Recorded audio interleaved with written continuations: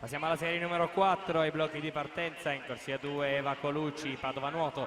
Alla 3 Giada Agnoato, Centro Nuoto Rosà. Corsia 4 Marta Perez, Cus Udine. 5 Vittoria Battocchio, Centro Nuoto Rosà. Corsia numero 6 Caterina Rossetto, Padova Nuoto. Alla 7 Giorgia Feltrin, Piave Nuoto.